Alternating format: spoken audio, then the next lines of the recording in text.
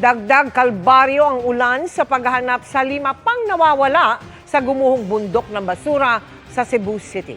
Kakambal niya ng masangsang na amoy na pinangangambahang banta sa kalusugan ng mga residente. Nakatutok pa rin doon live si Mariz Umali. Mariz?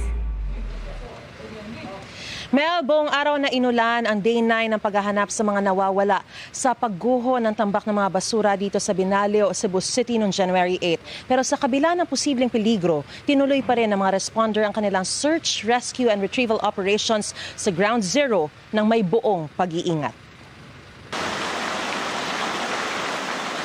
Hindi na halos tumigil ang buhos ng ulan sa Binalio Landfill, alas 12 pa lang ng hating gabi.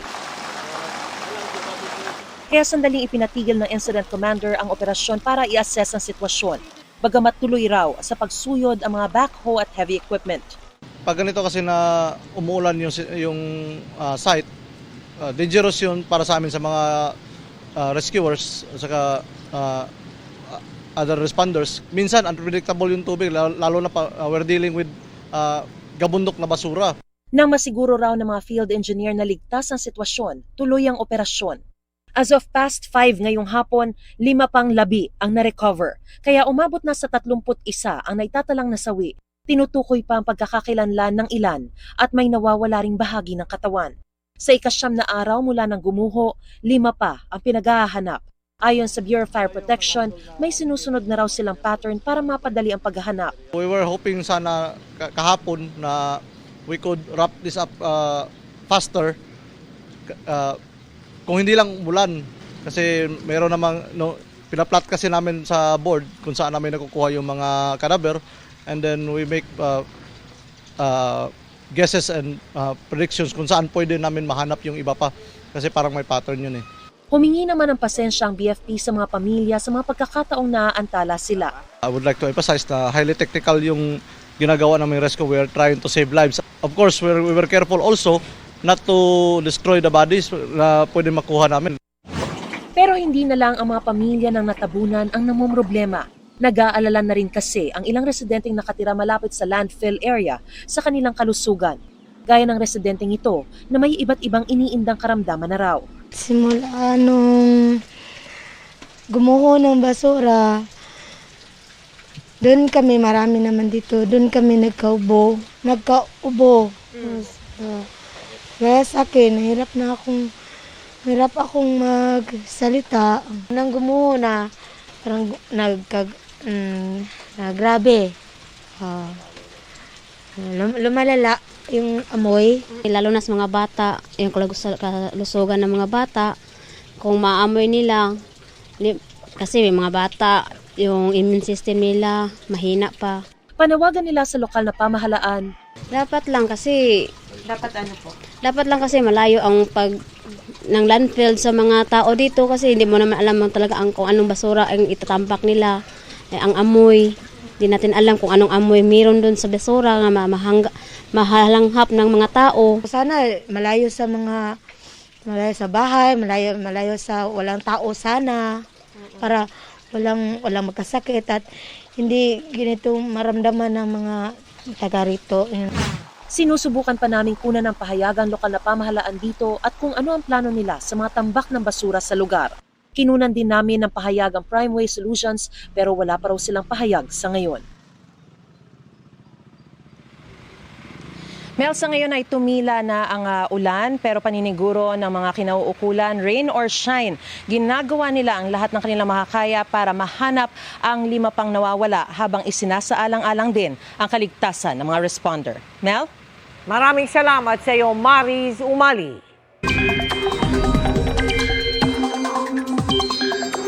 At alamin na natin ang magiging lagay ng panahon ngayong weekend. Saan kaya magpapaulan ang Bagyong Ada? Alamin na nga natin kay Amor La Rosa ng GMA Integrated News Weather Center. Amor. Salamat Vicky, mga kapuso, pabugso-bugsong hangin at maulang panahon ang dadalhin ng Bagyong Ada sa ilang bahagi ng ating bansa ngayong weekend. Huling namataan ng Pag-asa ang sentro ng Bagyong Ada sa layong 255 kilometers east-northeast ng Borongan City sa Eastern Samar. Taglay po ang lakas ng hangin na abot sa 65 kilometers per hour at yung bugso naman niya naabot sa 80 kilometers per hour. Ang pagkilos po nito ay pahilagang kanluran na sa bilis na 20 kilometers per hour. Sa latest forecast track ng Pag-asa, nakikita pa rin yung paglapit ng sentro ng Bagyong Ada. Dito yan sa Eastern Samar or sa Northern Samar bukas. Sunod itong dadaan malapit dito sa Catanduanes bukas naman ng gabi hanggang sa Linggo. At kapag naging mas pakanluran po yung galaw nitong Bagyong Ada o mas gumilid pa yan dito sa lupa, hindi pa rin natin inaalis yung tsansa nitong maglandfall dito sa Eastern Visayas at pati na rin sa Bicol region. Kaya patuloy po nating imomonitor. Posible pa rin itong mag-recurve o lumiko po ng direksyon pero may tsansang humina rin bilang tropical depression o low pressure area sa susunod na linggo dahil po yan sa epekto naman ng malamig na hanging amihan. Sa latest bulletin ng Pag-asa, nakataas ang wind signal number 1 sa southern portion o eastern portion po ng Quezon. Dito po yan sa Camarines Norte, Camarines Sur, Albay, Sorsogon at pati na rin sa Masbate. Kasama rin po dyan ang southern portion ng Quezon, mga kapuso. Kasama rin dyan ang northern Samar, eastern Samar, Samar, Biliran, Leyte, southern Leyte, northern portion ng Cebu, ganun din ang Camotes and Bantayan Islands. Wind signal number 1 din na nakataas sa Dinagat Islands, Siargao at pati na rin sa Bukas Grande Islands. At dahil naman sa mga kaulapang dala ng Bagyong Ada at ganun din ang hanging amihan, makakaranas pa rin po ng mga pag-ulan ang ilang bahagi ng ating bansa ngayong weekend. Base sa datos ng Metro Weather, buong araw mabababad sa mga pag-ulan itong buong Bicol region at pati na rin ang Samar and Leyte provinces. May mga malalakas sa buhos, mga kapuso, kaya malaki po ang banta ng baha o landslide. Hagip din ang ilang bahagi ng Quezon Province, ganoon din ang ilang lugar dito sa Cebu, pati na rin po sa Negros Island Region, Marinduque, Romblon, at pati po mga lugar dito sa May Caraga and Davao Region. Pagsapit ng linggo, bahagya pong mababawasan yung malawakan at yung mga malalakas sa pag-ulan dito sa Visayas and Mindanao. Pero makikita nyo po dito sa mapa, nandito po concentrated yung mga pag-ulan sa Bicol Region. May mga matitinding ulan pa rin, kaya maging alerto po ang mga residente, lalong-lalo na yung malapit dyan sa Albay, kung saan po patuloy nga ang pag-aalboroto ng Bulkang Mayon. May mga kalat-kalat na ulan din na mararanasan dito yan sa Eastern Visayas, ganoon din sa ilang bahagi pa ng Northern Luzon. Sa Metro Manila, hindi rin inaalis ang tsansa ng mga pag-ulan ngayong weekend. Maaring kalat-kalat lang yan at hindi naman magtutuloy-tuloy. Yan ang latest sa ating panahon. Ako po si Amor La Rosa para sa GMA Integrated News Weather Center. Maasahan anuman ang panahon. Aminado ang pulisya na hirap pa rin silang matunton si Atong Ang na ipinaaresto kaugnay ng missing sa Bungeros. Marami pa kasi siyang mga ari-arian na hindi pa matukoy ng mga otoridad. Nakatutok si Marisol Abdurrahman. Inilabas ngayon ng PNP ang poster na ito. May litrato ni Charlie Atong Ang bilang most wanted ng Department of Interior and Local Government. Bukod sa 10 milyong pisong pabuya, nakalagay rin ang mga hotline kung saan pwedeng magbigay ng impormasyon ng publiko tungkol kay Ang. May mga naka-assign na mga pulis natin dito para basahin, bantayan kung may mga pumasok na information. It will be monitored 24/7, no? Palit-palitan ang mga tao na magmo-monitor dito sa ating dedicated number. Ito, warrant of arrest. We will implement it whether you like it or not. Okay? Mula sa kanyang bahay sa Pasig City, Mandaluyong, mga ari-arian sa Laguna at Batangas, ginalugad na ng mga otoridad pero bigo silang makita si Ang. Where is Atong? That we don't know yet. And again, wala kaming specific pa kung saan. Sa ngayon, wala pa naman daw silang impormasyon na lumabas ng bansa si Ang. Patuloy daw na binavalidate ng CIDG ang mga impormasyon na kanilang natatanggap hinggil kay Atong Ang. Pero aminado sila na hanggang ngayon, hirap pa rin silang matukoy ang kinaroroonan ng nasabing pugante. Lahat ng mga pwede niyang pagtaguan ay pinupuntahan po natin. Lahat din ng informations na sinasabi na maaring andito siya is binabalidate natin. He has the resources, no? At may mga kaibigan din siya na pwedeng tumulong sa pagtatago niya. Parsi may nagkakalong sa kanya? Wala po tayong information regarding that na may nagkakanlong. But, if ever na mahanap natin siya, mahuli natin siya, at may nagpoprotekta sa kanya, kasi damay yun. Damay sa kaso yun. Marami pa raw property si Ang hindi pa tukoy ng mga otoridad. Hanggat di pa naaaresto, hindi uusad ang kaso laban kay Ang na kidnapping with homicide at kidnapping and serious illegal detention, kaugnay ng mga nawawalang sabungero. Ito'y dahil wala pang jurisdiction ng korte sa kanya hanggat hindi siya mabasahan ng sakdal o ma-arraign. Sa saligang batas natin, may karapatan yung mga akusado.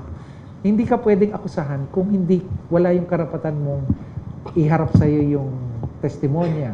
Di ba? Nung laban sa'yo, nagre-reklamo. Pati sa arraignment, kailangan presente ka. Di ba? Kaya may proseso po. Kayo ay aming inaaresto sa salang kidnapping with homicide under Article. Pero pwede nang umandar ang kaso ng kanyang mga arestadong co-accused. Magpapatuloy ang kaso laban dun sa mga tao na yun. Habang yung akusado na na-issuehan ng bench warrant ay patuloy na manghahanapin ng ating mga kapulisan. Para sa GMA Integrated News, Marisol Abduraman, nakatuto 24 oras. Nasa Amerika pa at nangakong uuwi sa Pilipinas si dating Public Works Secretary Manuel Bonoan sa February 15.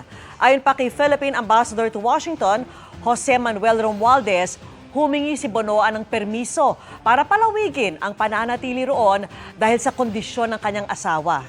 Inaprubahan umano ito ng Justice Department. Hinihintay pa namin ang kumpirmasyon ng kagawaran kaugnay niyan. Sabi rin ni Senate President Pro Tempore Ping Lacson, kukumpirmahin niya ito sa Justice Department para malaman kung iaatras o itutuloy ang pagsilbi ng subpoena kay Bonoan at kung ipapasight in contempt siya kung hindi makadalo sa pagdinig ng Senate Blue Ribbon Committee sa Lunes. Nauna nang sinabi ni Lacson na umabot sa mahigit 30 billion pesos ang allocable ni Bonoan sa national budget. Sinadya rin umano itong magbigay ng mali-maling coordinates ng flood control project sa Malacanang.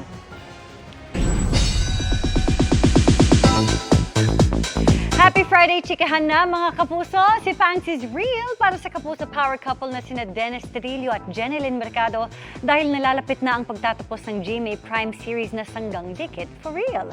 Di daw dapat bumitiw sa kwento ni Antonio at Bobby dahil marami pang twist na dapat abangan. Makichika kay Nelson Canas.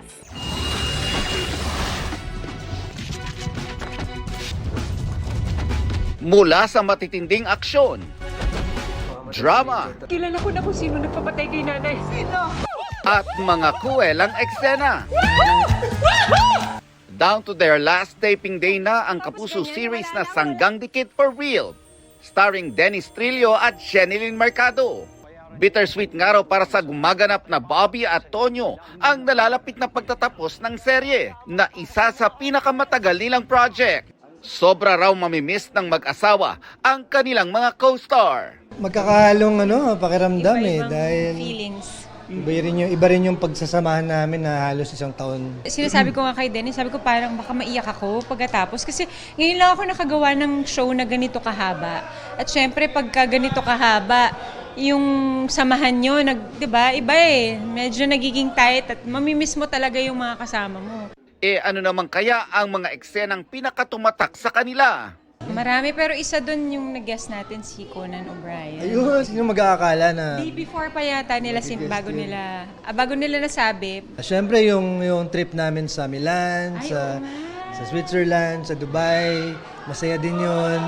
Ang dami, sobrang dami Tingnan nyo kung gaano sila kasaya. Ngayong hindi na gaanong magiging abala sa trabaho, babawi ang Denjen sa kanilang mga anak. Katunayan, magpupunta sila sa Amerika for a short vacation, kasama ang bunsong si Dylan. Sobrang clingy nga raw ni Dylan sa mag-asawa, kaya sa mga huling buwan nila ng taping, isinasama na nila ito sa set. Sumilip pa nga si Dylan sa isang parte ng aming interview. Hindi pa tapos yung interview? Kasi sa akin nila binilin yung anak nila.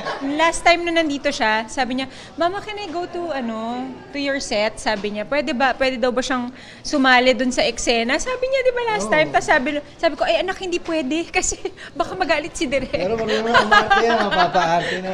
Galing yan. Nelson Canlas, updated sa Showbiz Happenings. Para pa lang sa ghost project sa Pandi, Bulacan, ang mga pinangalanang state witness ng gobyerno kaugnay ng flood control projects. Pasok ang ilang dating matataas na DPWH official pero hindi kwalipikado. Sa partikular na kasong yan, ang mas mababa sa kanila na sina Bryce Hernandez at JP Mendoza.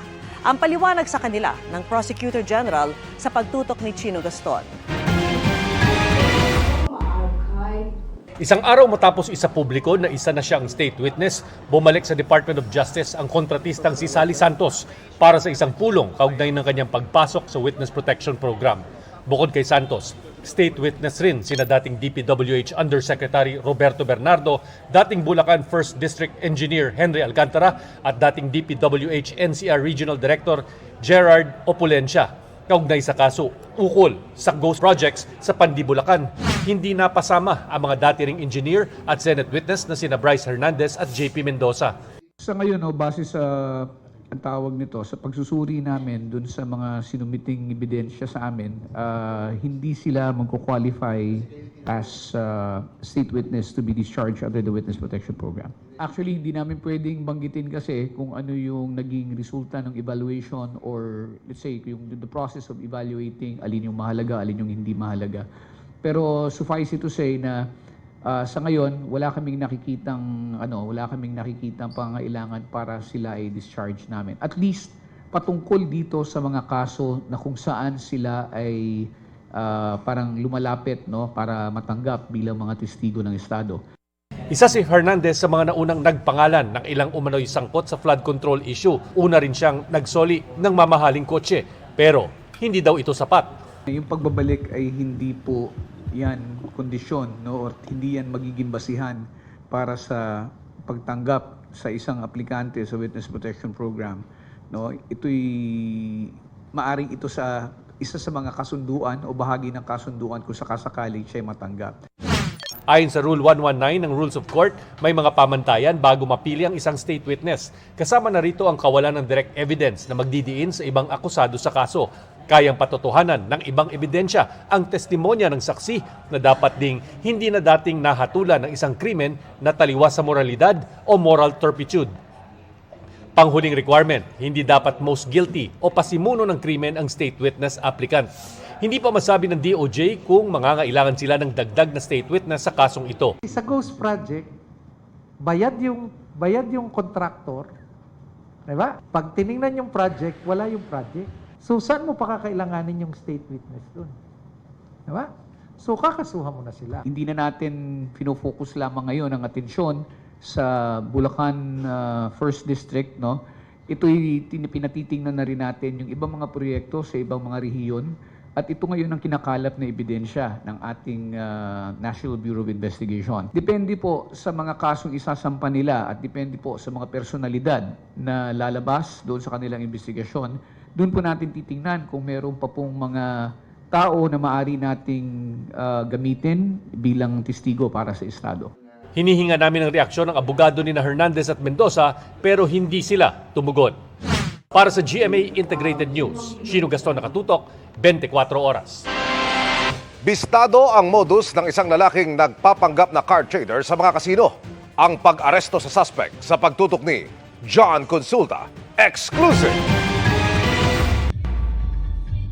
Mismong target ng operasyon ang sumakay sa sasakyan ng isang undercover. Ang hindi niya alam sa di kalayuan. Magsakay ha, saka natin para hindi makatakbo. Minamatsagan na pala ng mga operatiba ng Regional Intelligence Division 4A ang kanyang bawat galaw. Nang makuha ang senyas.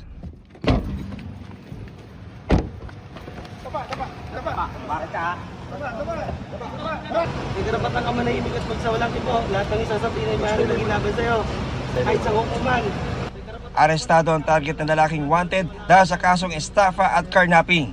Ang ginawa pala nitong suspect natin is tinangay ang isang sasakyan at kanyang binenta, And yung napagbentahan niya dahil nga ito ay nagtatrabaho sa isang car dealer company.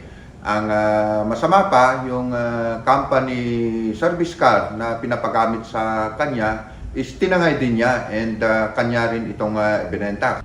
Natuklasan din ng Calabarzon Police ang isa pang estilo umano ng suspect. Naglalagi sa mga kasino and kanyang minamanmanan kung sino yung mga natatalo at ang ginagawa niya ay nilalapitan niya ito at tinatanong kung may sasakyan yung natalo sa kasino at kanya itong kinakausap para ibenta yung sasakyan.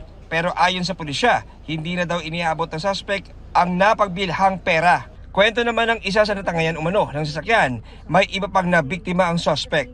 Sobrang stress po yung inabot ko sa kanya kasi at the same time, ang dami pong tumawag, nag-message po sa page na ginawa niya rin ng mali. Sobrang dami niya pong naperwisyo talaga. Sinusubukan pa namin makuha ang panig ng suspect na naharap sa iba't ibang kaso. Ang kinakaharap niyang kaso is no bail sa karnabing and meron din siyang estafa case. Nakakulong siya ngayon sa Binyan. Para sa GMA Integrated News, John Consulta, nakatutok 24 oras.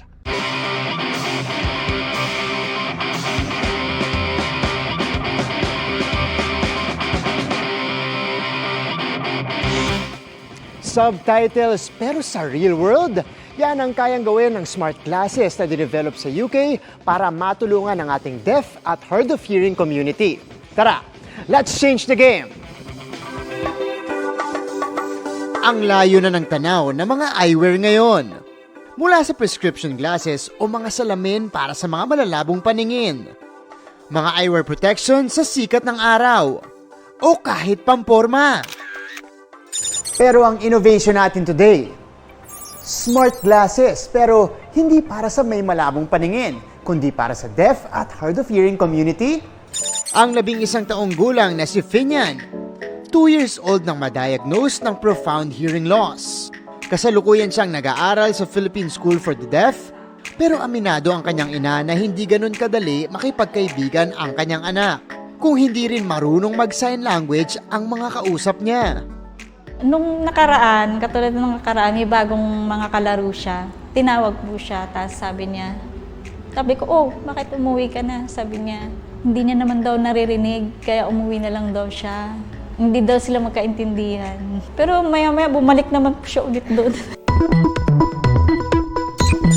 Kaya para mas maging inclusive sa ating deaf at hard of hearing community, nabuo ang X-ray glass. Dinevelop ng isang UK-based tech company. Ang smart glasses na ito, kayang magpakita ng live subtitles sa salamin mula sa mga pag-uusap sa paligid. So, for those who are deaf, hard of hearing, or perhaps struggle to engage with the conversations around them, they can simply put on a pair of smart glasses and immediately see the words being said around them.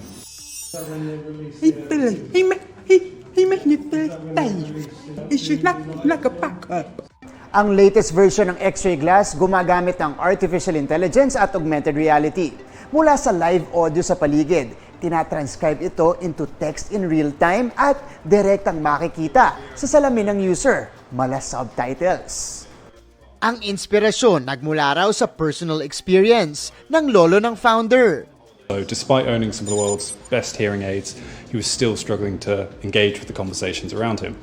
It wasn't until that evening that he put captions on the TV and everyone saw that he was instantly engaged, and that's very much where the light bulb moment came from. Bukod sa hearing loss, nakakatulong din ito sa language barrier. Dahil isa pang feature nito ang automatic language recognition at real-time translation na mahigit 300 languages. There you have it mga kapuso, smart glasses hindi lang para makakita, kundi para mas makaunawa. Para sa GMA Integrated News, ako si Martin Javier. Game Changer, 24 oras, changing the game!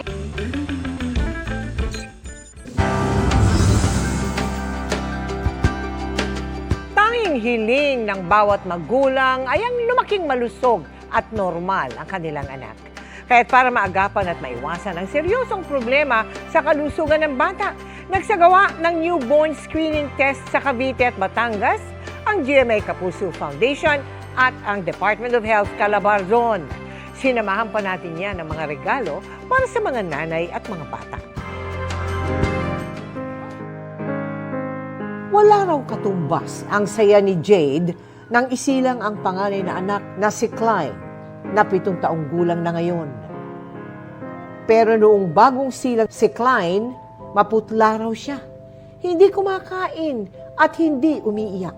Nang ipa-newborn screening niya noon, si Klein, na lamang mayroon siyang congenital adrenal hyperplasia. Dahil sa kanyang kondisyon, tila maaga raw nagbinata o tumanda ang kanyang anak. Base sa kanyang bone age test noong siya'y 5 taong gulang pa lang, ang kanyang skeletal age ay katumbas na ng pang-13 taong gulang na bata. Monthly na po yung boses niya. Mahirap. Every 3 months kailangan dalhin ko siya sa doktor. Mabuti na lang daw at may libreng gamutan at laboratory tests ang newborn screening continuity clinic sa kanilang lugar sa Cavite. Kaagapay ang Department of Health, Calabarzon. Yung testosterone, no? Yung testosterone or yung male sex hormones po natin. Sa babae tsaka sa lalaki po, parehas siyang mataas. So ang effect naman po niya, precocious puberty. Ayon sa DOH, mahigit 29 na komplikasyon o sakit ang pwedeng maagapan sa pamamagitan ng newborn screening. Kaya kamakailan, nagsagawa ang GMA Kapuso Foundation ng Newborn Screening Caravan. Katuwang ang Department of Health Calabarzon sa 74 na sanggol sa Batangas at 67 sanggol sa Cavite. Kung may matutukoy na sakit, i-endorso sila sa Newborn Screening Continuity Clinic, katuwang pa rin ang DOH Calabarzon. Kailangan po ay maituloy hanggang sa kanilang pagtanda para po makasigurado na ang bata po ay lalaking maayos, normal. Namahagi rin tayo ng hygiene kits, swaddles, diapers, baby clothes, at health and wellness products para sa mga nanay. Yung mga bata ang kailangan nating pagtuunan ng pansin. Siyempre, mothers also have to take care of themselves. Magkakaroon ulit tayo ng newborn screening. Kasama pa rin ang DOH Calabarzon sa buong rehiyon ngayong 2026.